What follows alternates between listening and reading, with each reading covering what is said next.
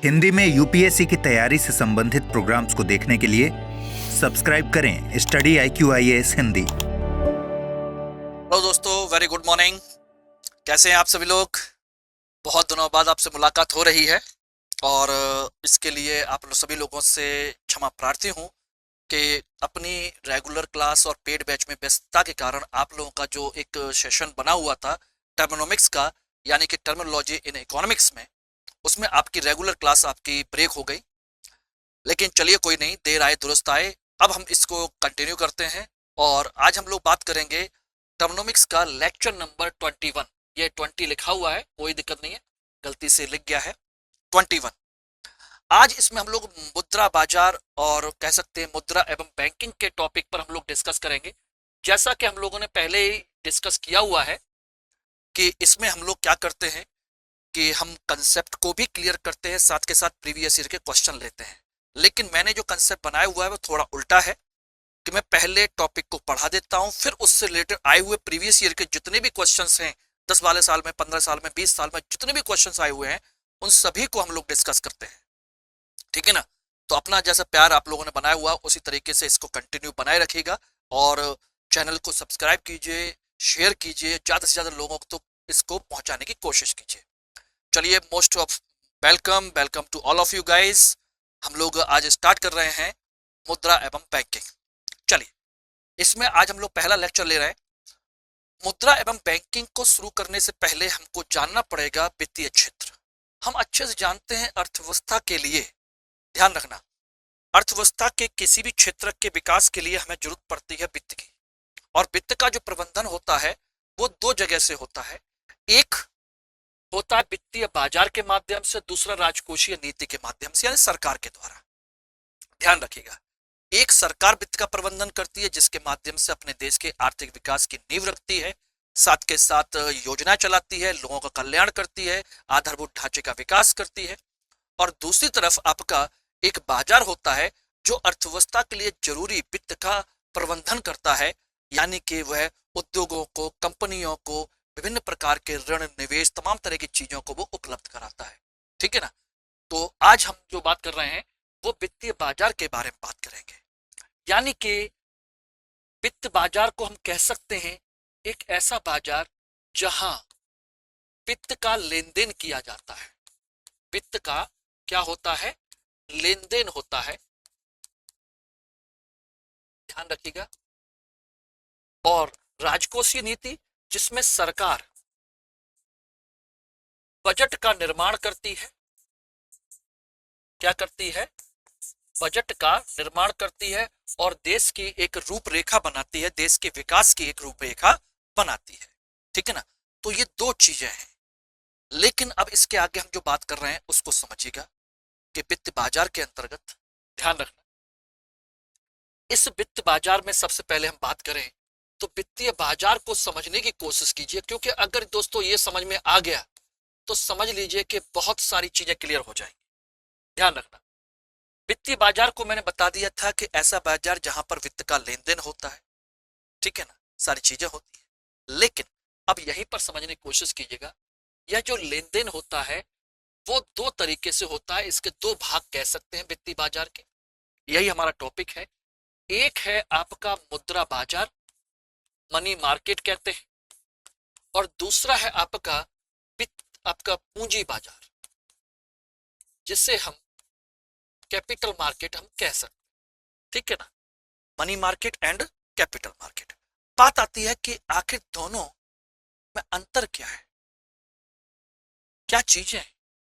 तो यहां पर ध्यान रखने की जरूरत यह है दोस्तों कि मुद्रा बाजार वह बाजार है जहां पर वित्त का लेन देन, यानी कि वित्तीय लेन देन, समझिएगा, लघु अवधि के लिए होता है।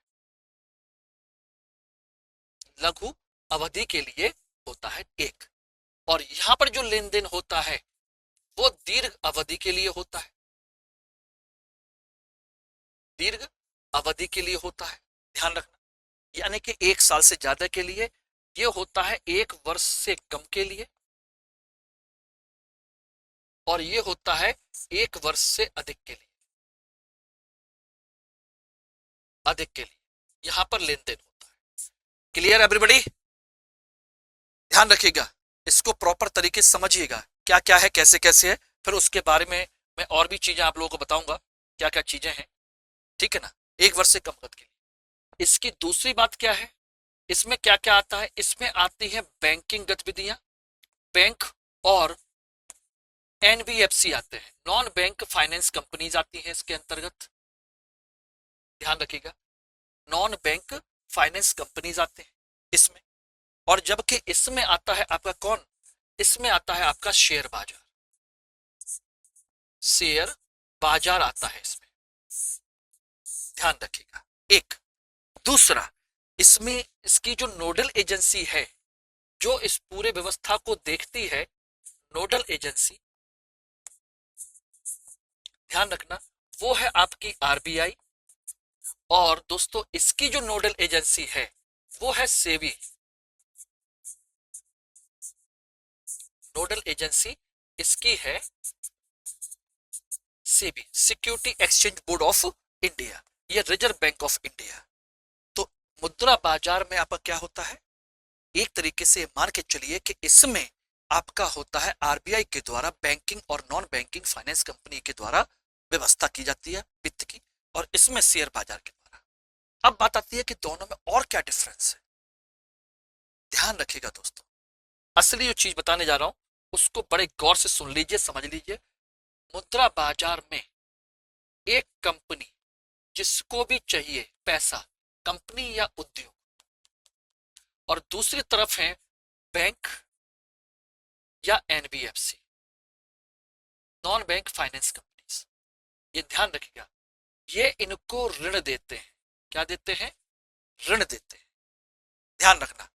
और कंपनी इसके बदले में इनसे क्या लेती है, ब्याज, सॉरी, इनको ब्याज देती है। तो बैंक अपना ऋण देते हैं और समय पर इसका ब्याज लेते हैं, समझिएगा। यानी कि ऋण की व्यवस्था यहां पर होती है, लेकिन ये ऋण एक एक साल के हिसाब से चलता है। 10 साल ले लीजिए, 20 साल ले लीजिए, प्रॉब्लम नहीं है, लेकिन इसका जो ब्याज वगैरह जो सारी चीजें होती हैं वो अकाउंट मेंटेन होता है, वो एनुअली मेंटेन होता है।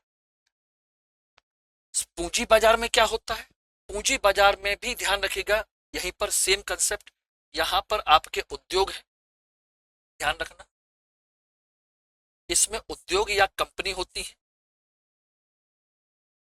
और यहां पर होते हैं निवेशक। कौन होते हैं, निवेशक, ध्यान रखना, यहां बैंक नहीं होते, शेयर बाजार में होते हैं निवेशक। और कंडीशन क्या है यहां समझिएगा, यहां पर निवेशक इनको पूंजी देते हैं, क्या देते हैं, पूंजी, और बदले में क्या लेते हैं इनसे, इनसे लेते हैं इनकी कंपनी के शेयर, या फिर इनके लेते हैं बॉन्ड। ध्यान रखना, शेयर या बॉन्ड लेते हैं, और शेयर बॉन्ड के बदले में अपना मुनाफा कमाते हैं। तो ये ऋण नहीं देते, ध्यान रखना, यहां ऋण की व्यवस्था नहीं होती, यहां निवेशक की व्यवस्था होती है। हम पैसा निवेश करते हैं, बदले में कंपनी के शेयर या बॉन्ड लेते हैं और उससे मुनाफा कमाते हैं।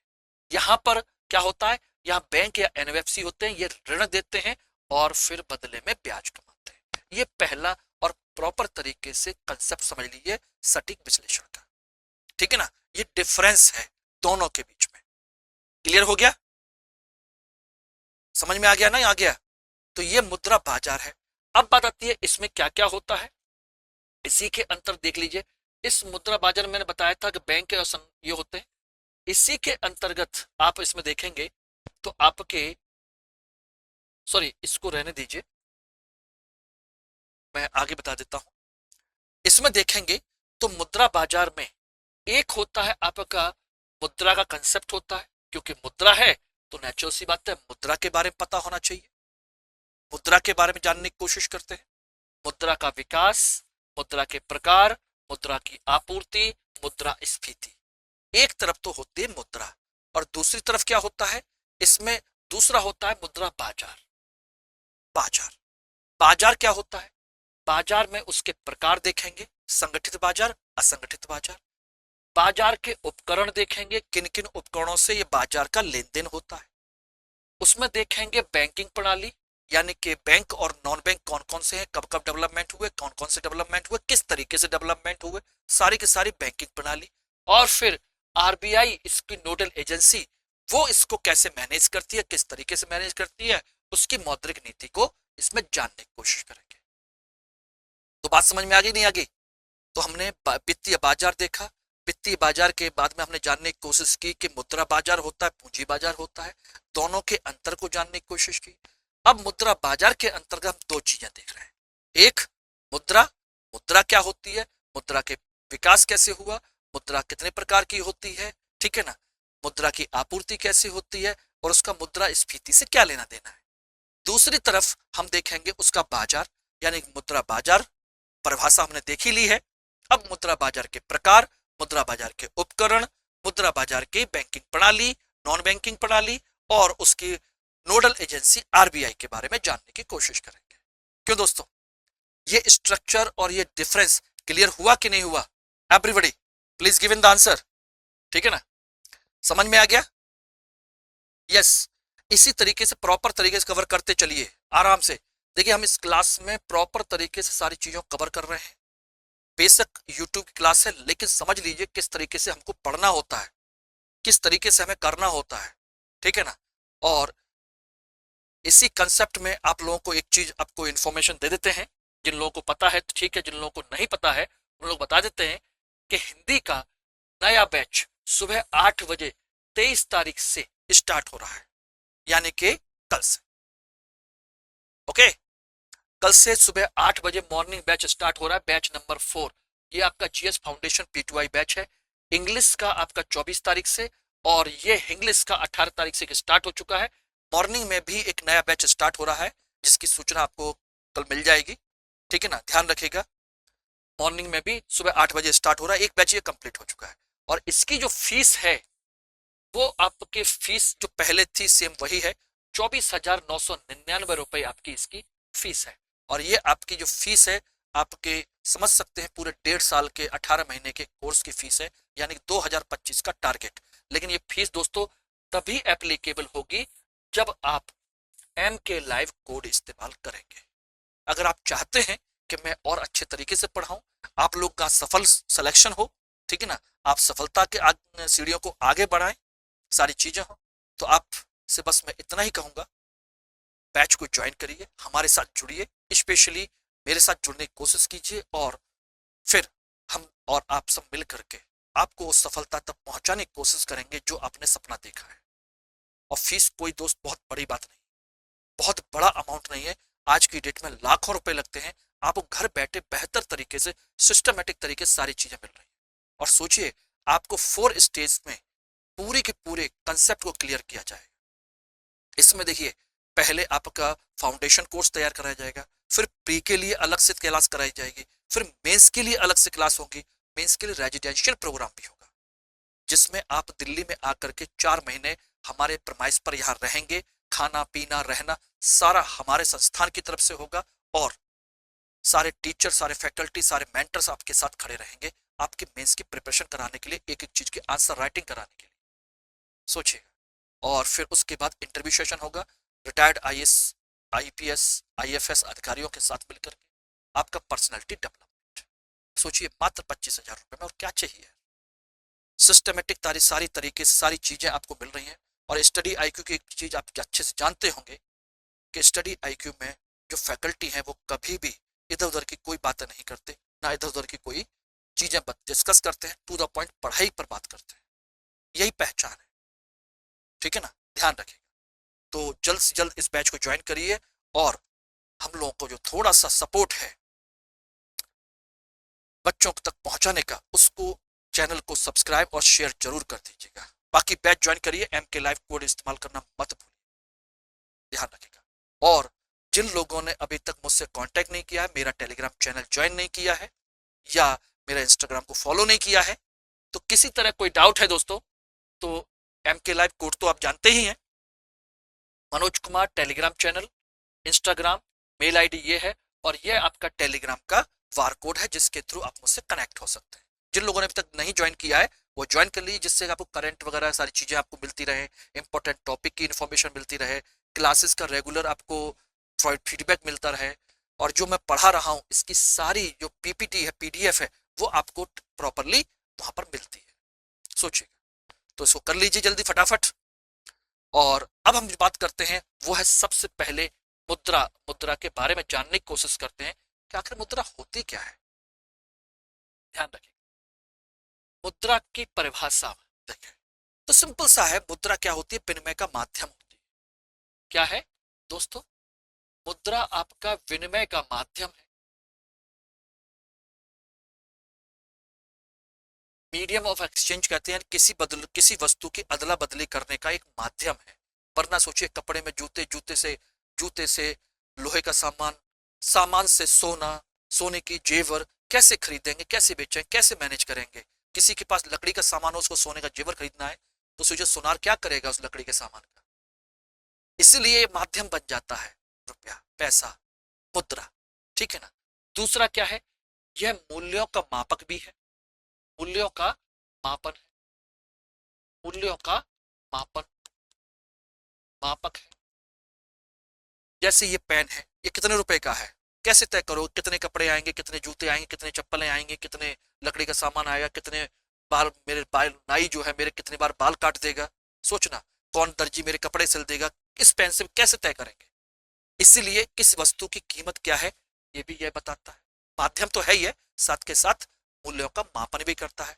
और तीसरी चीज जो हम कह सकते हैं, वो दोस्तों ध्यान रखिएगा, वो है संपत्ति का आकलन करता है। ये क्या करता है? संपत्ति का आकलन करता है कि आपके पास कितनी संपत्ति, यानी कितने मुद्रा की संपत्ति है। ये संकलन या आकलन ये बताता है। क्लियर हो गया? तो ये इसका कंसेप्ट है डेफिनेशन का। बहुत सिंपल सा है। आपके एग्जाम में क्वेश्चन बनता है नहीं बनता, लेकिन पता होना बहुत जरूरी है। अब आता है दूसरा, मुद्रा का विकास कैसे कैसे हुआ, कब कब हुआ। तो दोस्तों एक चीज ध्यान रखना, मुद्रा आज की डेट में जो कुछ भी है उसका बहुत क्रमिक रूप से विकास हुआ है।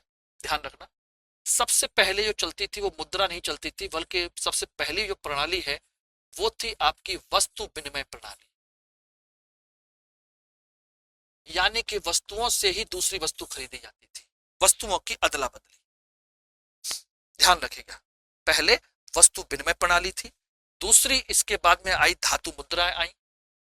ध्यान रखना, दूसरी क्या आई? धातु मुद्रा।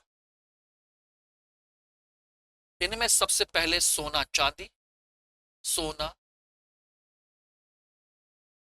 चांदी, तांबा, पीतल, ये सब क्रम से आई। ध्यान रखिएगा, ये सारी चीजें चली। प्रारंभ में महंगी धातुएं, महंगी, बाद में जाकर के आपकी सस्ती धातुएं भी चलना शुरू हो गई। ध्यान रखिएगा, ये इसका कंसेप्ट है।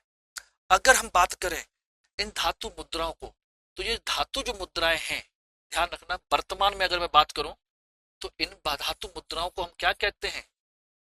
सिक्के कहते हैं। क्या कहते हैं? सिक्के। ध्यान रखिएगा, सिक्के कहते हैं। और भारत में इनका जो प्रिंटिंग होती है, प्रिंटिंग कह लीजिए या इनका मुद्रा का टंकण कह लीजिए, वो कौन करता है भारत में? इसका जो निर्गमन करता है या निर्गमन कह लीजिए, इनको जारी कौन करता है? तो ये करता है दोस्तों आपका वित्त मंत्रालय। कौन करता है? वित्त मंत्रालय करता है, ना कि आरबीआई। ये बात ध्यान रखिएगा, भारत में इसका जो आकलन करता है वो कौन करता है? वित्त मंत्रालय करता है इसका सर्कुलर। ठीक है ना? और एक और ध्यान रखिएगा, भारत में इसका जो निर्गमन होता है वो कहां कहां से होता है, वो भी ध्यान रखिएगा। बड़ा इंपॉर्टेंट टॉपिक है, इसको समझने की कोशिश करिए कहां कहां होता है। हैदराबाद है, नोएडा है, ये यहां पर इनका प्रिंटिंग होती है इन सिक्कों की। ध्यान रखिएगा, ओके। लेकिन एक चीज और ध्यान रखिएगा, 2011 से कानून बना दिया गया है कि भारत में सिक्कों को गलाना या उनको ढाल करके दूसरी चीज बनाना कानूनन अपराध है ये। ध्यान रखिएगा। तो दो चीजें हो गई। तीसरा, इसके बाद आपकी तीसरी करेंसी आई, उसे हम कहते हैं सांकेतिक मुद्रा। सांकेतिक मुद्रा, ये तीसरी करेंसी आई। और सांकेतिक मुद्रा जो है दोस्तों ध्यान रखिएगा, चमड़े की, सस्ती धातुओं की, कागज की, प्लास्टिक की, सबकी होती है सांकेतिक मुद्रा। पहले इतिहास में चमड़ा, सस्ती धातु, सोचिएगा, कागज, या हम कह सकते हैं तो एक चीज और भी कह सकते हैं इसमें, प्लास्टिक। ये सब आपका चलना शुरू हो गया, ध्यान रखना, ये सब इसमें चलना शुरू हो गया। बात आती है कि सांकेतिक मुद्रा कहते किसको है, ध्यान रखिएगा, सांकेतिक मुद्रा किसे कहते हैं, यहीं पर नोट कर लीजिएगा, बड़ा इंपॉर्टेंट टॉपिक है ये, सांकेतिक मुद्रा। सांकेतिक मुद्रा का मतलब होता है जिस पर अंकित मूल्य उसके वास्तविक मूल्य से ज्यादा होता है, ध्यान रखना, इस पर जो अंकित होता है, जो प्रिंट होता है, अंकित मूल्य उसके वास्तविक मूल्य से ज्यादा होता है, मूल्य से ज्यादा होता है। जैसे हमारा इस समय जो चल रहा है 500 का नोट, 2000 का तो बंद हो गया, अब 500 का जो नोट है वो कीमत कितनी है, अंकित कितना है, 500 रुपया, लेकिन वास्तविक कीमत कितनी है, वास्तविक कीमत है उसकी 3.5 रुपए, यानी कि एक नोट को प्रिंट करके चलाने से लेकर के हर एक स्तर पर उसका जो खर्च आता है वो 3.5 रुपए के आसपास आता है, उसको कहते हैं सांकेतिक मुद्रा, ध्यान रखिएगा, ओके। और सांकेतिक मुद्रा भी दोस्तों एक चीज और ध्यान रखिए, बड़ी इंपॉर्टेंट है, सांकेतिक मुद्रा भी दो प्रकार की होती है, ध्यान रखना, सांकेतिक मुद्रा भी दो प्रकार की होती है, एक होती है सरकार द्वारा मान्यता प्राप्त,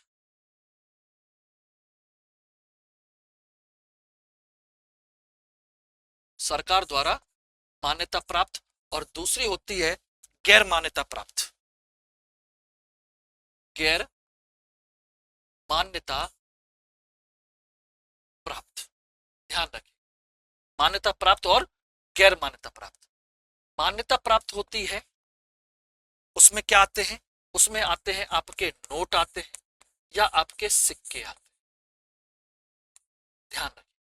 और इसमें क्या आता है, इसमें विभिन्न प्रकार के आपने देखे होंगे टोकन आते हैं, किसी रेस्टोरेंट में जाते हैं, किसी हलवाई की दुकान पर जाते हैं, तो वहां क्या है, पहले पैसे जमा कर दिए, टोकन ले लीजिए, उसके बाद आपका नंबर आ जाएगा, टोकन दे करके आप अपना खाना पीना ले सकते हैं, उसे कहते हैं, ठीक।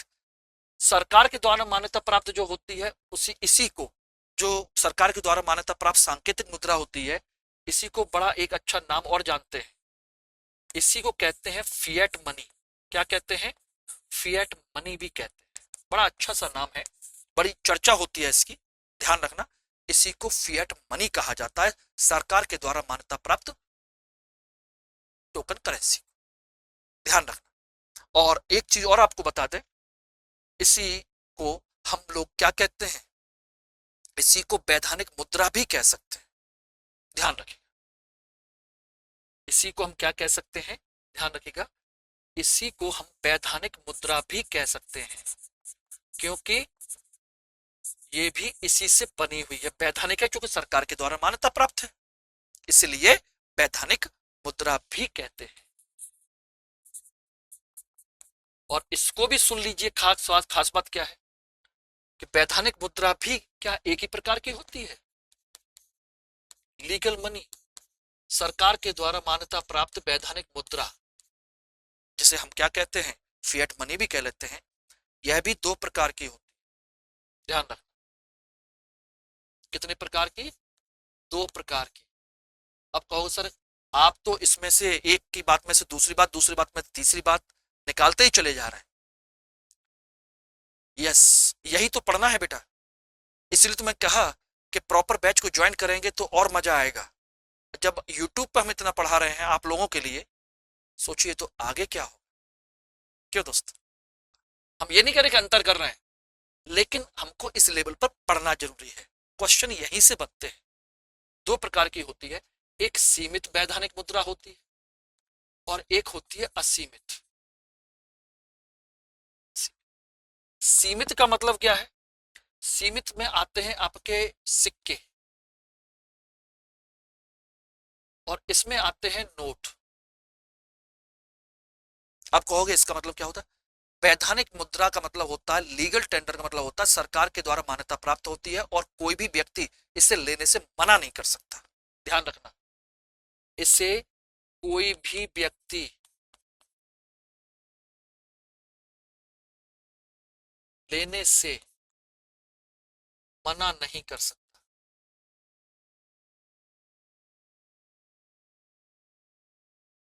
सोचिएगा।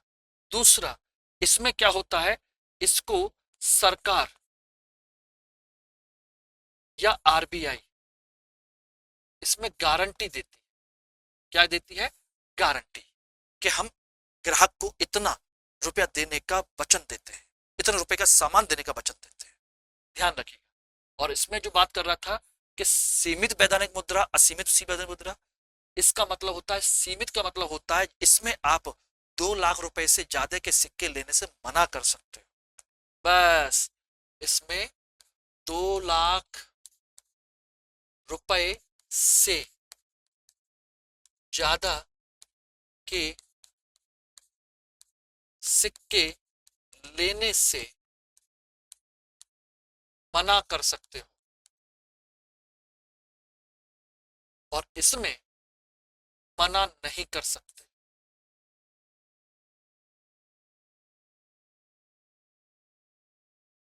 मना नहीं कर सकते, बिल्कुल नहीं मना कर सकते। मेरी बात समझ में आई कि नहीं आई एवरीबॉडी?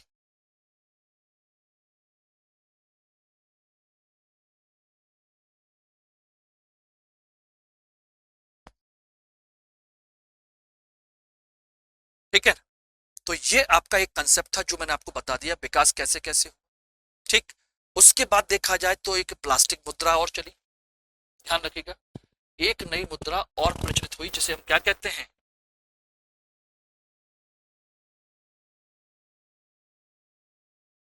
प्लास्टिक मुद्रा।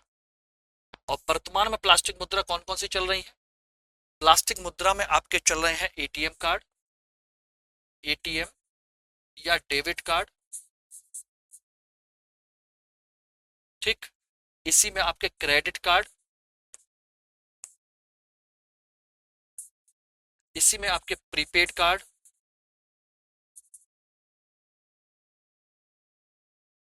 प्रीपेड कार्ड जो मेट्रो ट्रेन वगैरह में जाते हैं, पहले रिचार्ज करते हैं उसके बाद इसको इस्तेमाल करते हैं।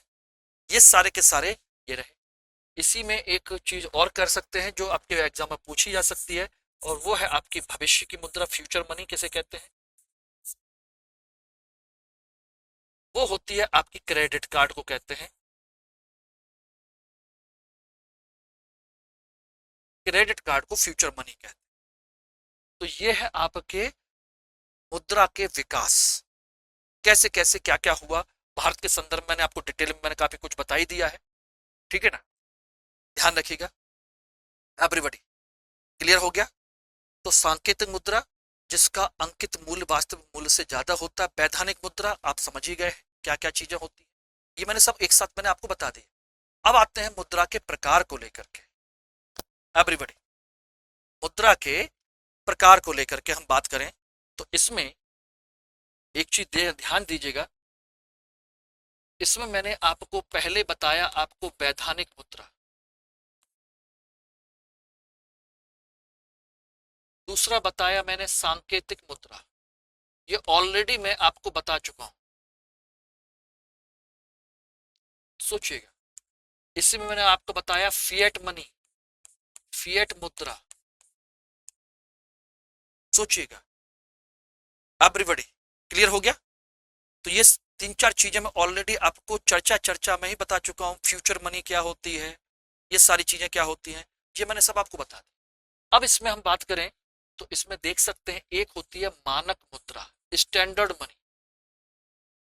मानक मुद्रा, मानक मुद्रा का मतलब होता है दोस्तों, ध्यान रखिएगा, जिस पर अंकित मूल्य, मूल्य वास्तविक मूल्य के बराबर होता है, मूल्य के बराबर होता है। ध्यान रखिएगा। और इसका उदाहरण है सोने चांदी के सिक्के। सोने चांदी के सिक्के इसके उदाहरण हैं।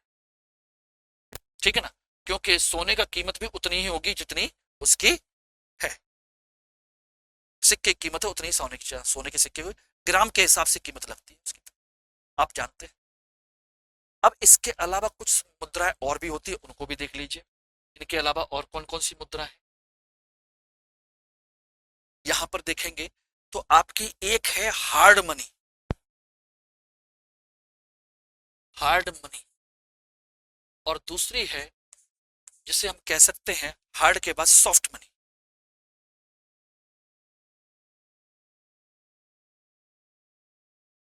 सॉफ्ट मनी दोनों एक दूसरे के विरोधी हैं, विपरीत हैं। हार्ड मनी जिसका कहने का मतलब यह है वैसी मुद्रा जिसकी बाजार में मांग ज्यादा है और आपूर्ति कम है, यानी कि जिसकी बाजार में मांग ज्यादा और आपूर्ति कम हो, उसी को हम हार्ड कहते हैं। इसीलिए इसकी बाजार में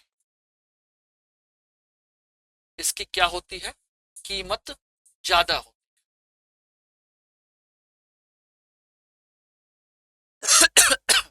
जैसे डॉलर उसका उदाहरण, और ये क्या है, इसका उल्टा है, जिसकी आपूर्ति ज्यादा हो और मांग कम हो, कोई लेना ना चाहता हो। ध्यान रखें,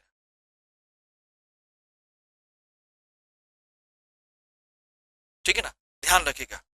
तो ये कंडीशन है। जैसे हम कह सकते हैं नेपाली रुपया कौन लेना चाहता, बांग्लादेशी टका कोई नहीं लेना चाहता, केन्या की करेंसी कोई लेना नहीं चाहेगा। लेकिन डॉलर का आ जाए, जापान का आ जाए, यूरो आ जाए, पाउंड आ जाए, ऐसी चीजें कोई भी खरीदना चाहेगा, लेना रखना चाहेगा अपने पास, उनको कहते हैं ये।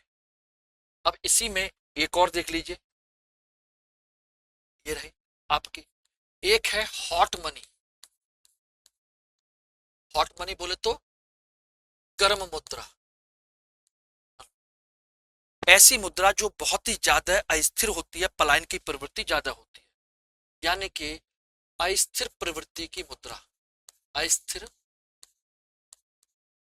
प्रवृत्ति की मुद्रा, यानी जिसमें पलायन की प्रवृत्ति ज्यादा होती है,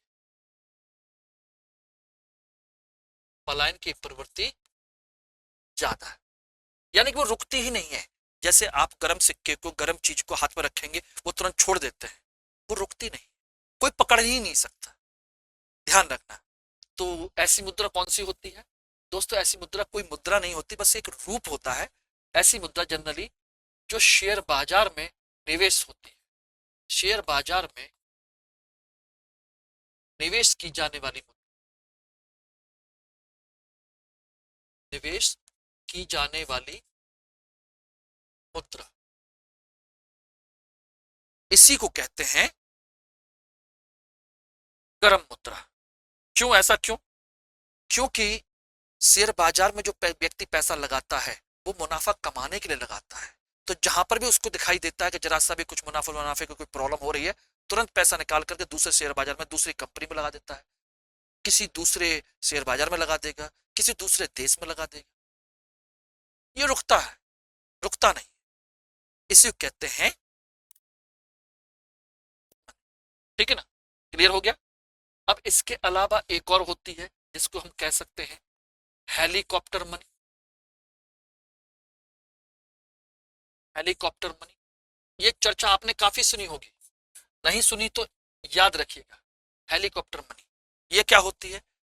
जब करेंसी, सरकार करेंसी छाप करके सीधे जनता को बांटती है, जब सरकार करेंसी छापकर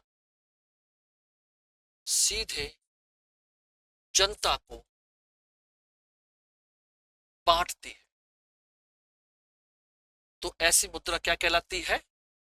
हेलीकॉप्टर मनी। ऊपर से गिर रही है और सीधे लोग लूट रहे हैं, उसी से संबंधित है। क्लियर हो गया एवरीबॉडी? ठीक। अब इसके अलावा इसमें एक दो और भी हैं जिसे हम कह सकते हैं सस्ती मुद्रा और महंगी मुद्रा, उसको भी कह सकते हैं। यहीं पर एक नाम और लिख लीजिए, सस्ती मुद्रा और दूसरी महंगी मुद्रा। Cheap money and dear money कहते हैं इसको, ध्यान रखना। इसको क्या कहते हैं? चीप, और इसको कहते हैं डियर। इन दोनों में अंतर क्या है देख लीजिए। सस्ती मुद्रा कोई सिक्का नहीं है, मुद्रा नीति की तरह होती है, यानी वह मुद्रा जो आसान शर्तों पर तथा प्लस कम ब्याज पर मिले।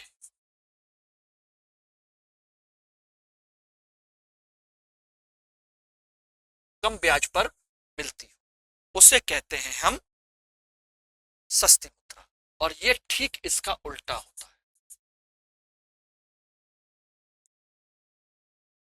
जब आपकी शर्तें कठोर हों और ब्याज ज्यादा देना पड़े उस समय, ध्यान रखना। और इसका उपयोग जो होता है ये मंदी के लिए होता है, मंदी के लिए उपयोग होता है, और ये मुद्रास्फीति के लिए होता है, मुद्रास्फीति या महंगाई नियंत्रण के लिए।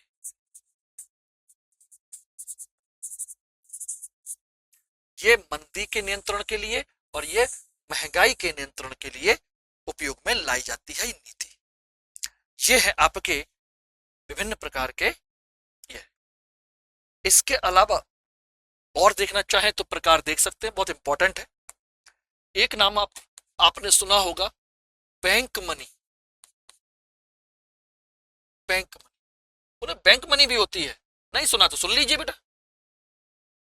बैंक मनी यानी कि बैंक अपने प्रकार से अपनी एक मुद्रा देती है, जिसमें क्या होता है, बैंक मनी में होता है आपका चेक, आपका ड्राफ्ट। क्यों?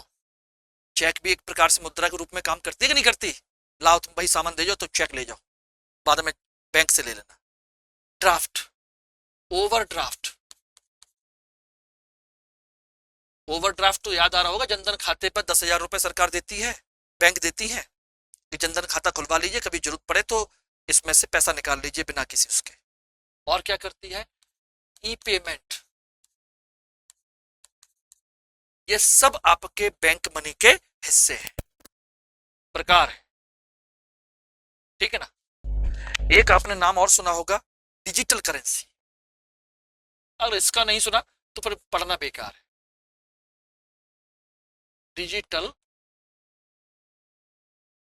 करेंसी, ये तो आपने नाम सुना होगा, बिटकॉइन। ये एक प्रकार की क्या होती है? ये एक प्रकार की क्रिप्टो करेंसी होती है। क्रिप्टो करेंसी होती है, एक प्रकार से ये आपकी ब्लॉकचेन टेक्नोलॉजी पर आधारित होती है। ब्लॉकचेन तकनीक पर आधारित होती है। सोचिएगा, इसमें क्या होता है, जो व्यक्ति इसमें जुड़े हुए होते हैं तो बिना किसी एक दूसरे को देखे, बिना एक दूसरे की पहचान किए आराम से क्या करते हैं, मुद्रा का लेन देन करते हैं आराम से। यानी कि इसको आराम से बनाया जा सकता है, आराम से संग्रह किया जा सकता है, बिना किसी परेशानी के लेन देन कर सकते हैं, बिना एक दूसरे के जाने किससे ले रहे हो किससे ले रहे हो, ऑनलाइन ही सब कुछ चलता है, सबसे ज्यादा सुरक्षित है। लेकिन ध्यान रखना, इसको कोई भी बैंक, आपका कोई भी केंद्रीय बैंक, ध्यान रखिएगा, केंद्रीय बैंक नियंत्रण नहीं करता। नहीं, ये ऑनलाइन ठीक है ना, ये इसका कंसेप्ट है। क्लियर हो गया? तो ये हमने मुद्रा, मुद्रा का विकास, मुद्रा के प्रकार, ये सब देखे। अब हम इसके आगे बात करते हैं, इसके अंतर्गत देखा जाए तो इससे रिलेटेड कुछ क्वेश्चंस को हम लोग देखने की कोशिश करेंगे, फिर उसके बाद मुद्रा आपूर्ति भी देखेंगे, फिर बैंकिंग प्रणाली भी देखेंगे, मुद्रा बाजार देखेंगे, वो सारी चीजें होंगी। लेकिन हम चाहते हैं धीरे धीरे धीरे धीरे सारी चीजें कवर हों। काफी दिनों बाद मिले हैं तो नेचुरल सी बात है, हम चाहेंगे कि समय से पहले आपकी सारी चीजें कवर हो जाए और आपका कोई क्वेश्चन ना बचे, ठीक है ना। अब आ जाइए इसमें पहला क्वेश्चन, विदेशी मुद्रा जिसमें त्वरित प्रवास की प्रवृत्ति होती है कहलाती है। 2015 क्वेश्चन है। त्वरित प्रवास यानी कि तुरंत पलायन करने की प्रवृत्ति होती है, क्या कहलाती है ये? सोचिएगा, क्या कहते हैं इसको? गर्म मुद्रा, स्वर्ण मुद्रा, सुलभ मुद्रा, दुर्लभ मुद्रा? नेचुरल सी बात है, इसका आंसर है आपका गर्म मुद्रा। जो मैंने कहा ना कि आपके शेयर बाजार में निवेश होती है, शेयर बाजार में निवेश की जाती है, ये रुकती नहीं है, तुरंत भागती है। दूसरा क्वेश्चन, निम्न में से कौन सा कथन वैध मुद्रा के अर्थ के सही वर्णित करता है? वैध मुद्रा, लीगल मनी, वैधानिक मुद्रा। न्यायालय में विधिक मामलों के लिए फीस चुकाने में जो मुद्रा दी जाती है वो। दूसरा, वह मुद्रा जो कोई ऋणदाता अपने दावों को निपटाने में स्वीकार करने के लिए बाध्य होता है, जो कहता है कि मैं गारंटी देता हूं, ठीक है ना। तीसरा, चेक, ट्रस्ट, विनिमय बिल आदि के रूप में बैंक मुद्रा, ठीक है ना। या किसी देश के चलन में धातु मुद्रा। बताइए दोस्तों, आंसर है बी, वह मुद्रा जो कोई ऋणदाता अपने दावों को निपटाने में स्वीकार करने के लिए बाध्य होता है, कि वो कहेगा हाँ भाई मैं देने के तैयार हूं।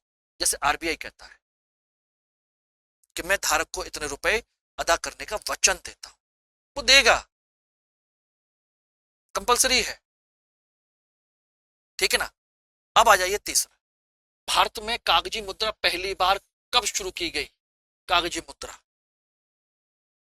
हमारी वैधानिक मुद्रा है, रुपया है, तो वैधानिक मुद्रा रुपया जो है कागज के रूप में कब शुरू की गई? सांकेतिक मुद्रा के रूप में कागज 1862 में, 1542 में, 1601 में, 1880 में। बताइए, भारत की सांकेतिक मुद्रा वैधानिक भी है, ध्यान रखना, ऐसा नहीं है कि वैधानिक ना हो, वैधानिक भी है। दोस्तों आंसर है आपका ए, 1862। आपको बता दें कि इसके लिए ब्रिटिश सरकार ने कानून बनाया था, पेपर करेंसी एक्ट 1861। इसके लिए ब्रिटिश सरकार ने क्या बनाया था?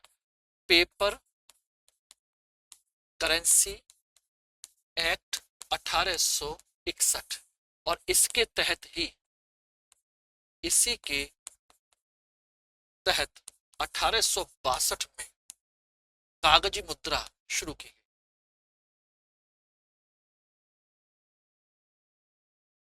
शुरू की भारत। क्लियर है, याद रखिएगा।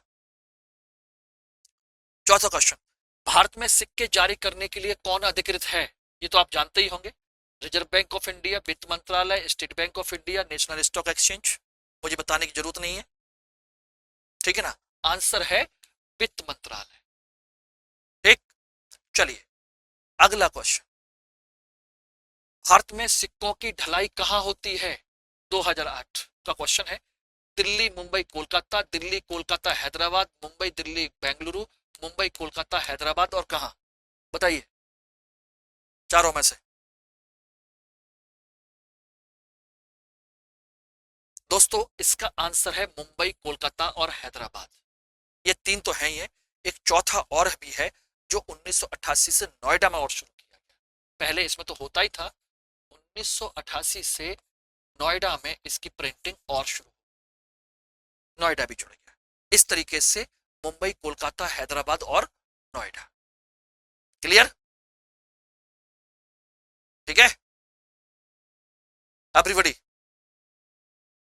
चलिए, भारत में मुद्रा संबंधी नोटों का निर्गमन प्रणाली आधारित है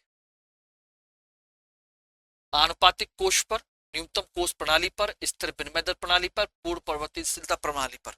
किस पर आधारित है बताइए? हमारे यहाँ जो नोट जारी किए जाते हैं उसका आधार क्या है? ध्यान रखिएगा।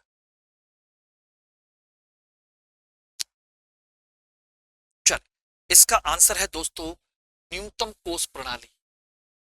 आपको बता दें, यहीं पर नोट कर लीजिएगा, 1958 शायद 56, 1956 से पूर्व आपका चलता था आनुपातिक कोष। आनुपातिक कोष चलता था, कोष प्रणाली। और 1956 से ये शुरू हो गया न्यूनतम कोष। बोले कि ये आपको इतना होना चाहिए, न्यूनतम कोष प्रणाली ये शुरू हो गई। और आपको बता दें, ध्यान रखिएगा, यहीं पर नोट कर लीजिएगा कि इसी समय हमने पहले न्यूनतम कोष कितना रखा, न्यूनतम कोष रखा था 515 करोड़ रुपया का, 515 करोड़ का, ठीक है ना। इसमें से 115 करोड़ रुपया का सोना हमको रखना है अपने पास कम से कम, और 400 करोड़ की विदेशी मुद्रा विदेशी मुद्रा हमको रखनी। लेकिन आपको बता दें कि 1957 से ही, तुरंत ही 1956 में यह किया गया, 1957 से ही हमने इसे चेंज कर दिया, तुरंत अगले साल ही परिवर्तित कर दिया और ये कर दिया हमने एक 200 करोड़ का कंसेप्ट, 200 करोड़। इसमें से 115 करोड़ रुपए का सोना होना चाहिए आपके पास कम से कम, और 85 करोड़ रुपए की क्या होनी चाहिए आपके पास, विदेशी मुद्रा होनी चाहिए। इतना आपके पास हो, इतना है हमारे पास, हम आराम से प्रिंट कर रहे हैं, कोई समस्या नहीं। पहले 515 करोड़ का था, अब केवल 200 करोड़ का है, ठीक है ना। चलिए नेक्स्ट क्वेश्चन नंबर 7, आरबीआई को किस मूल्य स्तर की करेंसी का नोट छापने का अधिकार है? किस मूल्य स्तर की? 10,000, 5,000, 15,000, 50,000? बताइए दोस्तों। आंसर है आपका 10,000। 10,000 रुपए की करेंसी को छापने का अधिकार है, यानी कि 10,000 रुपए तक का नोट छाप सकती है आरबीआई। लेकिन वर्तमान में 10 रुपया, 20 रुपया, 50 रुपया, 100 रुपया, 200 रुपया, 500, ये इस समय छप रहे हैं। 2,000 का नोट बंद कर दिया गया है, इस समय इन नोटों को छापा जा रहा है, ठीक है ना। और 10,000 तक का छाप सकते हैं, ये सरकार के ऊपर निर्भर करता है, आरबीआई के ऊपर। भारत में मुद्रा की दशमलव प्रणाली कब शुरू की गई? डेसिमल सिस्टम 1951 में, 55 में, 57 में और 64 में। बहुत सिंपल सा क्वेश्चन है, बताइए कब शुरू की गई दशमलव प्रणाली? 1957। अब कहोगे दशमलव प्रणाली का मतलब क्या है? 1957 से पूर्व जो चलता था, ध्यान रखना, उससे पहले चलता था 16 आना का कंसेप्ट चलता था। आना 16 का गुणज चलता था, 4 आना, 8 आना, 12 आना, 16 आना, आपको पता है ना, इस तरह से कंसेप्ट चलता था, आना का कंसेप्ट चलता था। और ये 16 की प्रणाली थी, 4 और 4 का गुणज चलता था, सोचिए। और 1957 में क्या हुआ? 1957 में हमने नया पैसा कंसेप्ट शुरू किया, दशमलव प्रणाली का नया पैसा, दशमलव प्रणाली। 1 पैसा, 2 पैसा, 10 पैसा, 20 पैसा, 50 पैसा, 100 पैसा, 100 पैसा, 1 रुपया। और पहले क्या होता था? 16 आना तब होता था कितना? 16 आना 1 रुपए के बराबर पहले कहते, 25 पैसे को 4 आना कहते थे। कहावत सुनिए ना, खाया पिया कुछ नहीं, गिलास तोड़ा 12 आना। तो वही कंसेप्ट है, नया पैसा कंसेप्ट ये शुरू हुआ। इसको उस समय 1 नया पैसा, 2 नया पैसा, 3 नया पैसा कहते थे। और आपको बता दें कि 1964 से नया शब्द हटा दिया, नया शब्द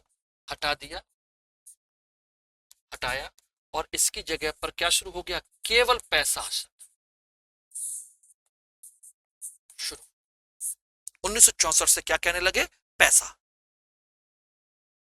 यस, 100 पैसे बराबर 1 रुपया, यह कंसेप्ट शुरू, ठीक है ना। अब आ जाइए क्वेश्चन नंबर 9। कभी कभी समाचारों में आने वाला बिटकॉइंस के संदर्भ में निम्न कथनों पर विचार करके सही कथन का चयन कीजिए। 2016 क्वेश्चन है। बिटकॉइंस की खोज खबर देश के केंद्रीय बैंकों द्वारा रखी जाती है, नंबर 1। नंबर 2, बिटकॉइंस के पते वाला कोई भी व्यक्ति बिटकॉइन के पते वाले किसी अन्य व्यक्ति को बिटकॉइन भेज सकता है। या उससे प्राप्त कर सकता है। जिसके पास पता है कि हाँ इसके पास पैसा है, सिक्के हैं, और वो मुझे जानता है, मैं उसे जानता हूं, मतलब पर्सनली नहीं जानते, लेकिन उसके पास बिटकॉइन है, मेरे पास बिटकॉइन है, ये पता है, ठीक है ना। दूसरा, ऑनलाइन अदायगी दोनों तरफ में से किसी भी तरफ की पहचान जाने बिना की जा सकती है। यही है आपकी क्रिप्टो करेंसी। सही कथन का चयन कीजिए, केवल एक और दो, दो और तीन, एक केवल तीन, उपरोक्त सभी। आंसर है दोस्तों दो और। मैंने कहा था कि केंद्रीय बैंक द्वारा इसकी खोज खबर नहीं रखी जाती। क्रिप्टो करेंसी या बिटकॉइन इसकी खोज खबर नहीं रखता है, ध्यान रखिएगा, ओके, ध्यान रखिएगा। बाकी ये दोनों बिल्कुल सही। एक व्यक्ति बी ए जिसके पास बिटकॉइन है, एक व्यक्ति मैं बी जिसके पास बिटकॉइन है, दोनों एक दूसरे की पहचान जाने बिना आपस में बिटकॉइंस की शेयर खरीद बिक्री कर सकते हैं, ऑनलाइन अदायगी कर सकते हैं, पेमेंट दे सकते हैं, ले सकते हैं, और एक दूसरे की पहचान जानने की जरूरत ही नहीं है, हो ही नहीं सकती। यही ब्लॉकचेन टेक्नोलॉजी है, ठीक है ना दोस्तों। तो आज के लिए इतना रखते हैं। बाकी किसी को कोई भी डाउट हो, कोई भी कंटेंट की जरूरत हो, कोई बात हो, आप मुझसे यहाँ पे जुड़ जाइए, और इसकी पीडीएफ जो जिसको चाहिए वो जरूर टेलीग्राम को ज्वाइन कर लें। इसकी सारी पीडीएफ आपको टाइम टू टाइम उस पर मिल जाती है। इसके अलावा इंपॉर्टेंट सेगमेंट भी आपको मिलते रहते हैं, करंट अफेयर से लेकर सारी चीजें, ठीक है। चलिए, thank you very much all of you guys. Hindi में यूपीएससी की तैयारी से संबंधित प्रोग्राम्स को देखने के लिए सब्सक्राइब करें स्टडी IQ IAS हिंदी।